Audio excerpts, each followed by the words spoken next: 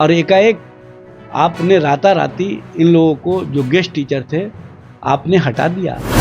आप सत्ता के मद में इतने चूर हैं कि इनके परिवार के भविष्य को भी नहीं देखा, इनके आंखों के आंसू को भी नहीं देखा, इनके परिवार में क्या स्थिति उत्पन्न होगी इसके संबंध में भी कोई चर्चा विचार नहीं किया।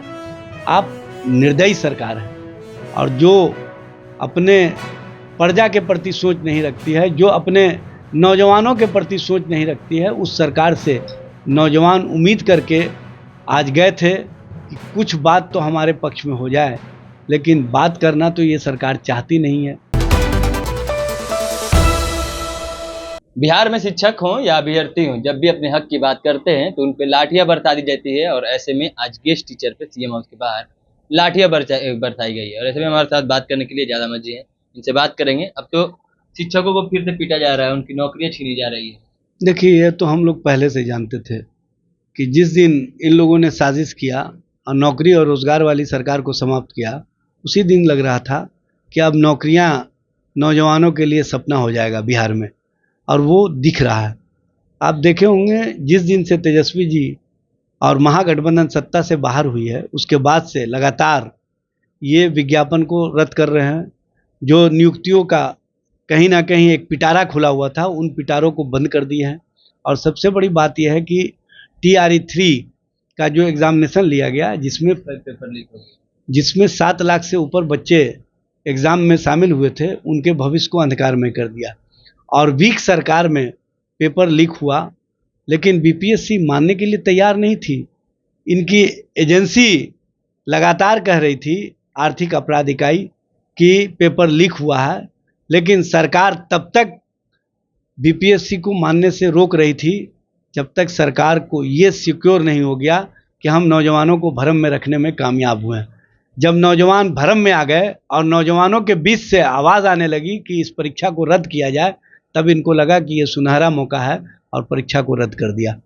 नौजवानों के भविष्य के साथ खिलवाड़ करने वाले, नौजवानों के चेहरे पर आई हुई मुस्कुराहट को लौटाने वाली और नौजवानों के परिवार के आंखों में आंसू देने वाली सरकार अब किस तरह का व्यवहार कर रही है, स्पष्ट रूप से दिख रहा है। जो गेस्ट टीचर थे, जिसके संबंध में माननीय तेजस्वी प्रसाद यादव नेता प्रतिपक्ष और उस समय के उप मुख्यमंत्री ने कहा था कि हम इनके चेहरे पर जो मुस्कुराहट है, इनके चेहरे पर जो खुशियां हैं, इनके परिवार में जो बेहतर भविष्य दिख रहा है, हम उसको समाप्त नहीं होने देंगे। हम जितने भी गेस्ट टीचर हैं सबको हम एकोमोडेट कर देंगे। लेकिन सरकार बदलते ही जो निज़ाम बदला, तो इन लोगों का किस तरह से व्यवहार बदला है, ये स्पष्ट रूप से दिख रहा है। और एकाएक आपने राताराती इन लोगों को, जो गेस्ट टीचर थे, आपने हटा दिया। आप सत्ता के मद में इतने चूर हैं कि इनके परिवार के भविष्य को भी नहीं देखा, इनके आंखों के आंसू को भी नहीं देखा, इनके परिवार में क्या स्थिति उत्पन्न होगी इसके संबंध में भी कोई चर्चा विचार नहीं किया।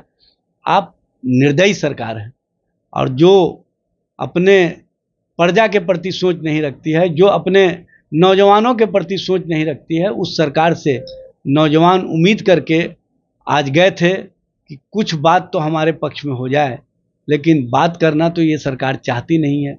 इनके पास तो डंडा है पुलिस का, इनके पास तो हथियार है तानाशाही का, और इन्होंने अपने पुलिस के माध्यम से उन लोगों को बुरी तरह से पिटवाने का काम किया। एक तो पहले से उनके आंखों में आंसू था, दूसरे आपने उनके शारीरिक चोट पहुंचा करके जो आंसू दिया है, ये आंसू और ये आह कहीं ना कहीं आपके लिए नुकसानदेह होगा। और जो उनके परिवार के आंखों में आंसू है, वो तेजाब बन करके आप और आपकी राजनीति को भस्म कर देगा। क्योंकि आपने जिस तरह से गरीबों के साथ, जिस तरह से नौजवानों के साथ, जिस तरह से आम आवाम के साथ छल किया है, उस छल की राजनीति को आम आवाम समझ चुके हैं। और आने वाले समय में जो 17 महीने में महागठबंधन सरकार ने, जो तेजस्वी जी के नेतृत्व में सरकार ने काम किया था, उस सरकार के प्रति जो लोगों का विश्वास है, लोगों को जो जन विश्वास है, उस जन विश्वास के माध्यम से आप स्पष्ट रूप से देख रहे हैं कि बिहार में तेजस्वी प्रसाद यादव के सामने अब नरेंद्र मोदी और नीतीश कुमार भी नहीं टिक पा रहे हैं।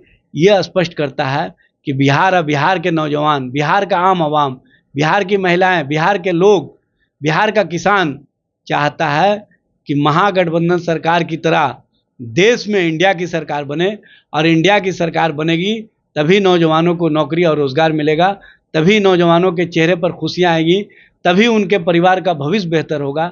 इसलिए आने वाले समय में चुनाव है, और चुनाव में नौजवान अपने आंखों के आंसू का बदला, अपने आह का बदला जरूर लेंगे। इन 4000 शिक्षकों का क्या होगा? जो गेस्ट टीचर थे, उन 4000 शिक्षकों का क्या होगा? आखिर क्या उनके परिवार जो हैं वो भी लगते रहेंगे? जब सरकार बदले की भावना के तहत काम करे, जब सरकार ये सोच ले कि हम पिछली सरकारों के कामों को मिटा देंगे, तो जनता से अगर बदले की सोच सरकार की उत्पन्न हो जाए तो सरकार वैसे ही काम करती है जैसा आज कर रही है।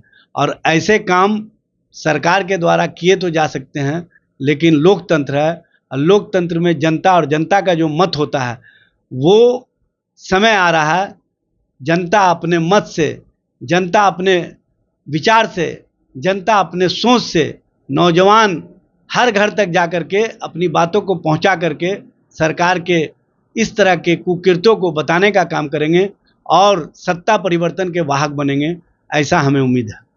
चलिए, हमारे साथ जादा मस्जिद थे जिन्होंने साफ तौर पे कहा कि ये जो पुरानी सरकार थी उसके कामों को मिटाना चाहते हैं, उसे बर्बाद करना चाहते हैं, इसलिए कहीं ना कहीं ऐसे काम ही कर रहे हैं और ऐसे लोगों को बाहर निकाल रहे हैं। ये उनके ऊपर मुंह पे तमाचा है। और भी तमाम खबरें हम तक पहुंचाते रहेंगे। ऐसी तमाम खबरों के लिए जुड़े रहे हमारे चैनल से। तब तक के लिए धन्यवाद।